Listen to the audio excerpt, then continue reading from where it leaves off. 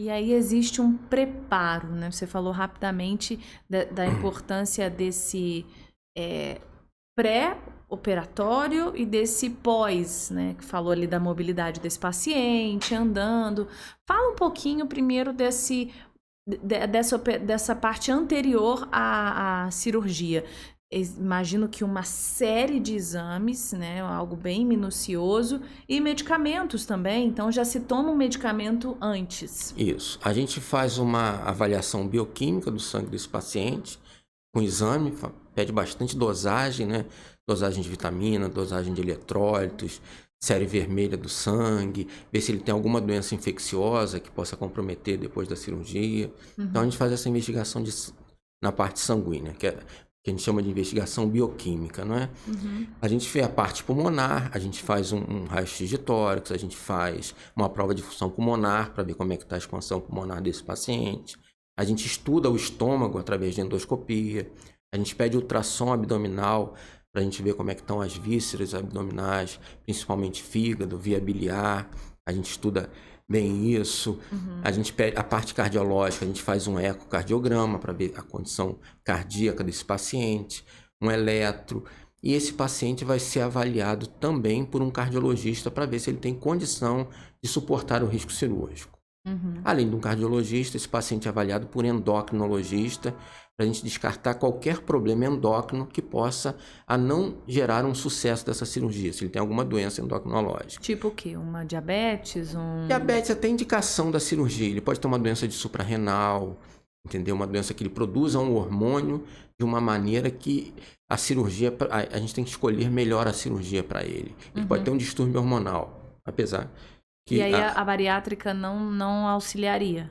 Dependendo do que ele tiver, não. Aí ele tem que tratar primeiro esse distúrbio para poder fazer a bariátrica. Entendi. Equilibra isso primeiro para... Isso, por exemplo, se ele tiver um hipotireoidismo, ele vai tratar o hipotireoidismo, a gente vai melhorar o hipotireoidismo dele e ele pode até fazer uma bariátrica. Mas não adianta nada eu fazer uma bariátrica se está descompensado no hipotireoidismo. Até o diabetes, ele vai ter que... Entendeu? Mas ele vai ter que compensar. Não é que seja uma contraindicação, mas eu tenho que tratar aquilo primeiro. Não é? Então é um cardiologista, um endocrinologista, na verdade, cuidou ali de quase todos os órgãos, né? Pelos exames que você falou, até o pulmão. Isso aí, a gente tem que saber. O pulmão é importante. O paciente ele tem que ter uma expansibilidade pulmonar no pós-operatório satisfatória. Entendeu? Por quê? Por conta realmente de uma exigência que esse pós... A obesidade, você quando o paciente obeso, ele tem uma restrição respiratória. Eu costumo até dizer no pós-operatório, no pré-operatório, perdão, é que eu falo assim, e esse paciente faz uma fisioterapia pré-operatória. Fisioterapia? Fisioterapia. Todo paciente? Todo paciente. Para quê? Para que eu tenha uma melhor expansibilidade pulmonar dele. Eu costumo brincar com os meus pacientes e falar assim, olha, você vai fazer essa fisioterapia para você aprender a respirar. Como se a gente não soubesse. A gente respira automaticamente. Mas a gente, às vezes, principalmente o obeso, ele respira errado. Ele tem uma respiração muito abdominal. Ele usa muito a musculatura do abdômen e ele deveria usar uma musculatura torácica. Então, para ele melhorar a expansão pulmonar dele, a gente pede essa fisioterapia e faz ver se ele tem uma boa expansibilidade pulmonar, uma boa prova de função pulmonar. Por quê? Porque se ele tiver uma respiração abdominal, no pós-operatório ele vai ter dor abdominal, porque ele operou o abdômen. Então, ele não consegue expandir o pulmão dele, ele faz aquela respiração tipo cachorrinho, curtinha, e começa a acumular secreção no pulmão. E acumulando secreção, esse paciente faz pneumonia no pós-operatório. Pode acontecer isso. Pode acontecer. Então, porque na realidade, também não consegue fazer uma respiração abdominal, porque tá tudo tá mexido, dolorido e ele fica aquela respiração curta. Aquela respiração curta, ele não vai ter uma boa troca gasosa e vai ter secreção no pulmão. Secreção em lugar parado dá infecção. Então, para evitar isso, a gente já começa a tratar isso previamente. É igual a medicação, como você falou. A gente usa a heparina de baixo peso molecular.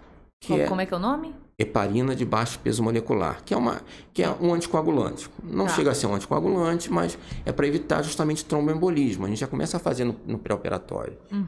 Entendeu? Então, é uma medicação que a gente usa. Todo paciente? Todo paciente. Todo paciente a gente usa como compressão, a meia de compressão de membro inferior. Mas isso no pós?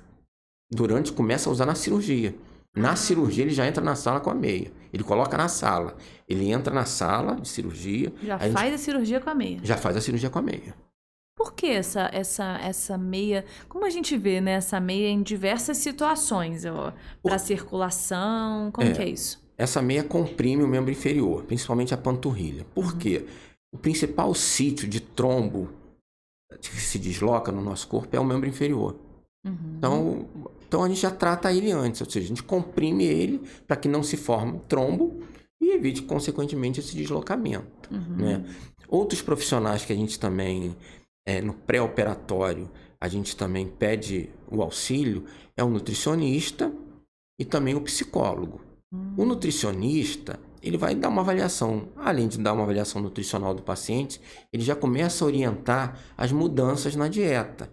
Ou seja, a gente prepara esse paciente já no pré-operatório, a gente já prepara ele para o pós-operatório. Então, o nutricionista é importante. E o psicólogo, ele vai avaliar o meu paciente, primeiro se ele tem condição de fazer a cirurgia.